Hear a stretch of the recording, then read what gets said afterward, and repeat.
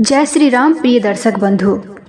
एक मोर ने बताया, एक राजा ने क्यों किया था अपनी बेटी का विवाह एक कोहड़ी के साथ में। प्रिय दर्शक बंधु, एक वृक्ष पर मोर मोरनी का जोड़ा रहा करता था। तब मोरनी कहती है मोर से, हे पियाजी, आज आप हमें कोई कहानी सुनाइए और जिससे हमारी आराम से पूरी रात कट जाए और इस कहानी से कुछ शिक्षा भी प्राप्त हो सके। तब मोरनी की बात सुनकर मोर कहता है, हे प्रिय, बात तो तुम ठीक कह रही हो।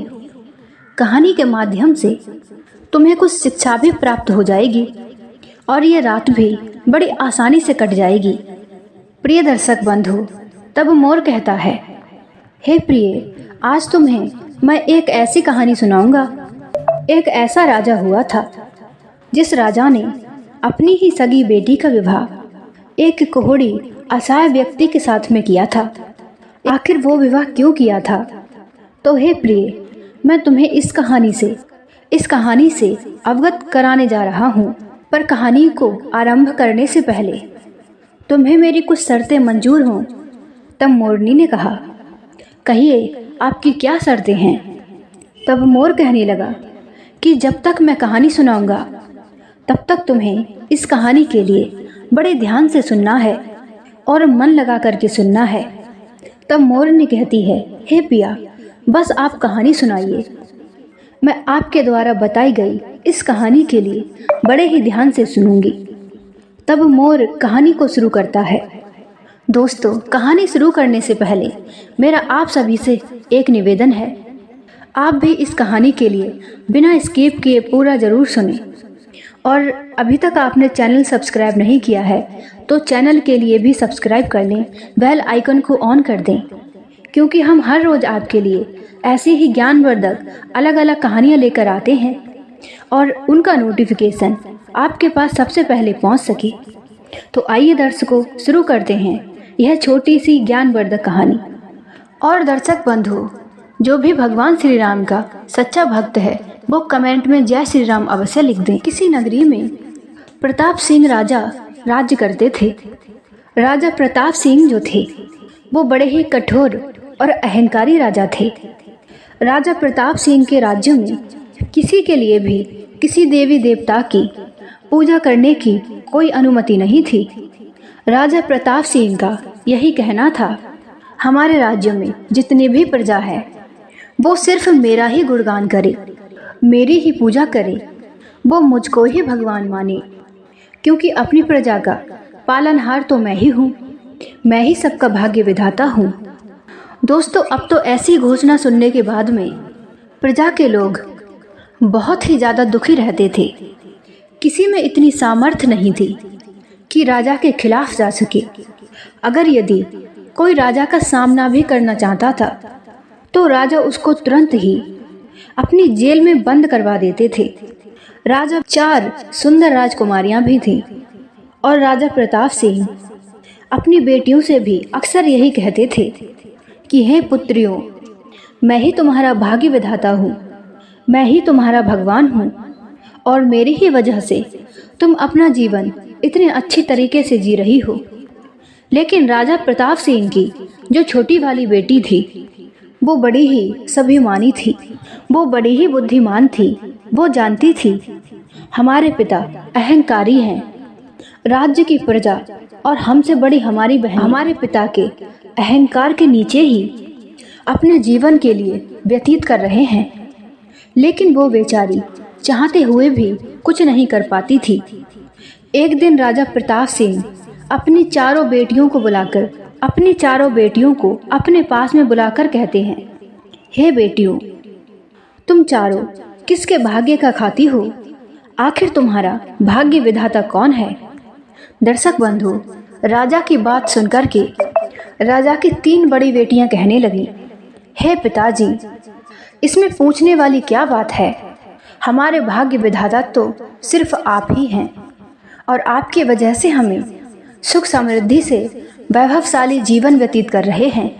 तब मोर समझाता है, हे मोरनी, इस कहानी के लिए तुम ध्यान से सुनते रहना। फिर राजा ब्रह्मदत्त ने फिर राजा प्रताप सिंह ने अपनी छोटी बेटी से कहा, हे पुत्री, आखिर तुम किसके भाग्य का खाती हो और तुम्हारा भाग्य विधाता कौन है? तब राजा की छोटी बेटी ने बड़ी सहजता के साथ में और बड़े ही निडर भाव से कहा, हे पिताश्री, इस संसार में जो भी मनुष्य आया है वो अपना भाग्य विधाता स्वयं है और इसी प्रकार से मैं भी अपने भाग्य का खा रही हूँ। मुझे अपने जीवन में जो भी पर्याप्त मिला है वो सभी मेरे अपने कर्मों का है। दर्शकों, बेटी के मुख से इतने शब्द सुनने के बाद में राजा प्रताप सिंह गुस्से में आकर अपनी उस बेटी का विवाह एक कुरूप भिखारी से करवा देते हैं। अपनी छोटी बेटी का विवाह एक कुरूप भिखारी से करवा देते हैं। वो बिल्कुल ही असहाय व्यक्ति था जो दिखने में बड़ा ही कमजोर लग रहा था। उस भिखारी से विवाह करवाने के बाद राजा प्रताप सिंह अपनी बेटी से कहते हैं, हे पुत्री, तुम अपने अंधे पति को ले जा करके मेरे राज्य से दूर चली जाओ। कहीं ले जा करके तुम अपने इस अंधे पति को ले जाकर कहीं अपने गुजर बसर करना। फिर तुम्हें उसके बाद में पता चलेगा तुम किसके भाग्य का खा रही थी, स्वयं के भाग्य का खा रही थी या फिर किसी और के भाग्य का खा रही थी। अब तो राजा प्रताप सिंह की छोटी बेटी अपने पिता की आज्ञा मानकर अपने अंधे भिखारी पति को अपने साथ में लेकर महाराज के महलों से निकल पड़ती है और वहां से चलते चलते बहुत दूर एक घने जंगल में जाकर पहुंच जाती है और अपने पति के साथ में उसी जंगल में एक झोपड़ी बना करके और बड़े प्रेम से रहने लगती है। जंगल के फल फ्रूट खाकर रहने लगती है। दर्शक बंधु, इस प्रकार से कुछ दिन व्यतीत होने के बाद में एक दिन राजकुमारी जंगल में लकड़ी लेने के लिए जाती है तो सामने जंगल में उसे एक महात्मा की कुटिया दिखाई दी। जब वह कुटिया के नज़दीक पहुंची तब उसी समय पर राजकुमारी ने देखा कि उसी समय पर सन्यासी महात्मा जी जो थे वो ईश्वर की ध्यान साधना में बैठे हुए हैं। प्रिय दर्शक बंधुओं, कुछ समय के बाद में जब सन्यासी महात्मा जी ने अपने नेत्रों को खोला तो अपने सामने एक सुंदर राजकुमारी को देखकर वह सन्यासी महात्मा जी पूछने लगे कि हे बेटी, तुम कौन हो और यहाँ पर क्यों आई हो? तब उस कन्या ने बताया, हे ऋषिवर, मैं पड़ोसी राज्य से आई हूँ, राजा प्रताप सिंह की छोटी पुत्री हूँ। मेरे पिता ने, हे गुरुजी, मुझसे एक दिन पूछा था कि हे बेटी, तुम किसके भाग्य का खाती हो और तुम इतने ऐसो आराम से जी रही हो, वो किसकी बदौलत से जी रही हो? आखिर तुम्हारा भाग्य विधाता कौन है? तो मैंने उसी समय पर अपने पिताजी से कहा था कि हे पिताजी, मुझे जो भी अपने जीवन में पर्याप्त मिला है वो सब मेरे अपने ही कर्मों का फल है। मैं अपने भाग्य की विधाता स्वयं ही हूँ। और फिर उसके बाद में मेरे पिता ने गुस्से में आकर मेरा विवाह एक अंधे क्रूर भिखारी के साथ में कर दिया और मुझे अपने राजमहल से बाहर निकाल दिया और मैं अपने अंधे पति को लेकर इसी जंगल में रहती हूँ। तब वो सन्यासी महात्मा कहने लगे, हे पुत्री, मैं तुम्हारी दिव्य दृष्टि के लिए अपनी आँखों से अच्छे से देख रहा हूँ। तुम बड़ी भाग्यशाली कन्या हो और तुम्हारे साथ साथ तुम्हारा अंधा पति भी बड़ा ही भाग्यशाली है। इसीलिए हे बेटी, तुम अपने अंधे पति के लिए, अपने इस कुरूप पति के लिए मामूली सा साधारण सा व्यक्ति मत समझना। तुम्हारा पति जो है वो किसी राज्य का राजा है। उसे किसी सन्यासी महात्मा जी ने श्राप दे दिया है जिसकी वजह से वो अंधा और कुरूप बन गया है। तुम एक काम करो, इसी जंगल में यहाँ से कुछ दूरी पर एक रहस्यमयी तालाब है। तुम अपने पति को यहाँ से ले जाओ, उसी तालाब में ले जा करके स्नान करवा दो जो तुम्हारे पति के ऊपर श्राप लगा हुआ है। फिर तुम्हारा पति उस श्राप से मुक्त हो जाएगा और तुम्हारा पति पहले की तरह एक राजा के रूप में आ जाएगा और तुम्हारा पति जो अंधा हो चुका है उसकी आंखें भी ठीक हो जाएंगी। प्रिय दर्शक बंधु, उस सन्यासी की बात मानकर राजकुमारी दूसरे दिन के लिए ही अपने पति को अपने साथ में ले गईं और ऋषि के द्वारा बताए गए उस अद्भुत तालाब को ढूंढने के लिए निकल पड़ी। जब राजकुमारी ढूंढते ढूंढते उसी सरोवर के पास में पहुंच गई, जैसे ही राजकुमारी सरोवर के पास पहुंचती है और अपने पति के लिए उस तालाब में नीचे उतार देती है, उसके लिए एक डुबकी लगवाती है। प्रिय दर्शक बंधुओं, उसी समय पर क्या हुआ, उस सरोवर की जादुई शक्तियों के माध्यम से उसका वह अंधा पति एक सुंदर तेजस्वी राजकुमार के रूप में परिवर्तित हो गया। अब तो वह देखने में बड़ा ही सुंदर लग रहा था। उसका जितना भी क्रूप था वो उस तालाब में ही धुल गया और वह राजकुमार श्राप मुक्त हो गया। अब तो अपने सामने एक सुंदर राजकुमार को देखते ही राजकुमारी बड़ी ही शर्माई और बड़ी ही प्रसन्न हुई। उसके बाद में वह राजकुमार अपनी राजकुमारी को लेकर अपने महलों में आ जाता है। वहां जाकर राजकुमार अपने शासन में, अपने राज्य में बड़े हंसी खुशी के साथ में अपनी राजकुमारी के साथ में रहने लगता है और दोनों ही खुशी खुशी बड़े प्रेम पूर्वक रहने लगते हैं। प्रिय दर्शक बंधु, कुछ समय बाद राजा प्रताप सिंह के लिए अपने गुप्तचरों के द्वारा इस बात की जानकारी होती है कि उनकी सबसे छोटी राजकुमारी किसी राजा के यहाँ पर बड़े सुखी पूर्वक रह रही है। तो इससे राजा प्रताप सिंह के अहंकार अभिमान के लिए बहुत ठेस पहुँचती है और उसके बाद में राजा प्रताप सिंह जो थे अपनी बेटी से मिलने के लिए उन्हीं के नगर की ओर चल दिए।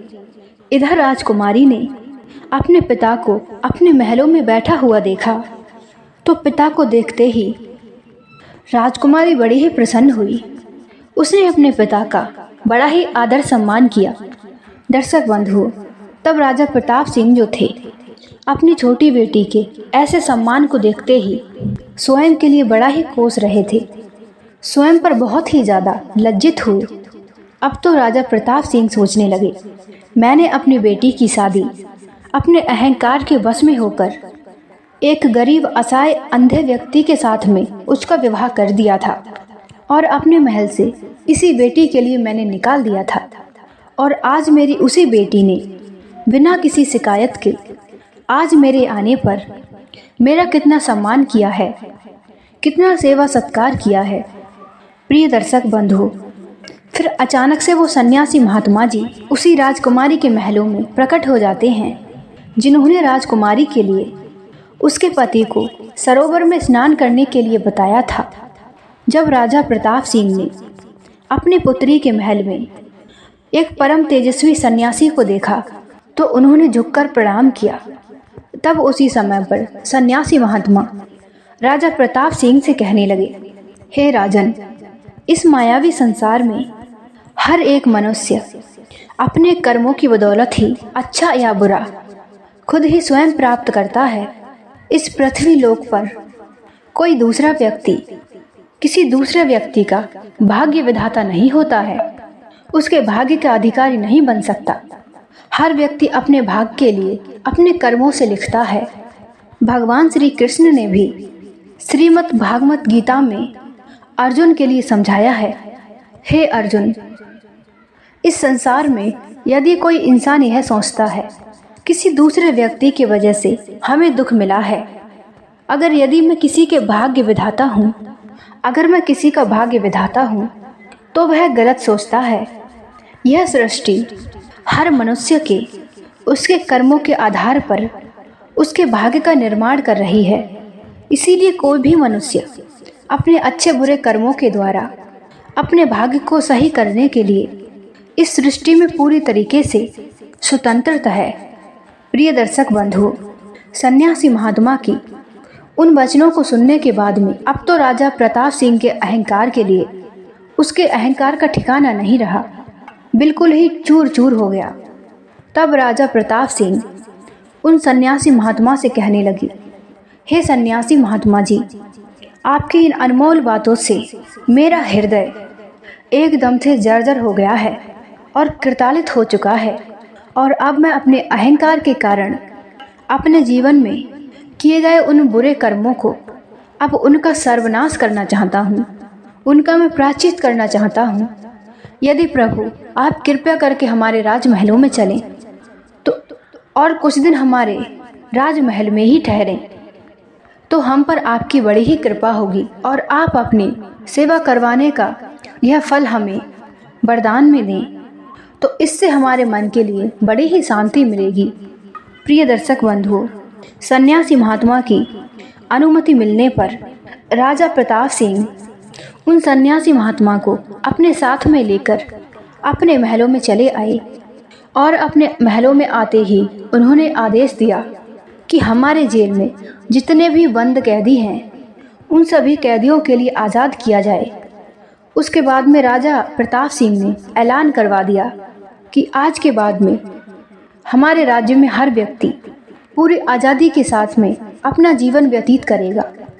किसी के ऊपर किसी का कोई जोर दबाव नहीं है। फिर उसके बाद में राजा प्रताप सिंह के महलों में सभी देवी देवताओं की पूजा होने लगी और पूरे नगर में भी। तो दर्शक बंधुओं, आज की कहानी आपके लिए अच्छी लगी हो तो एक लाइक कर देना। मिलते हैं ऐसी ही ज्ञान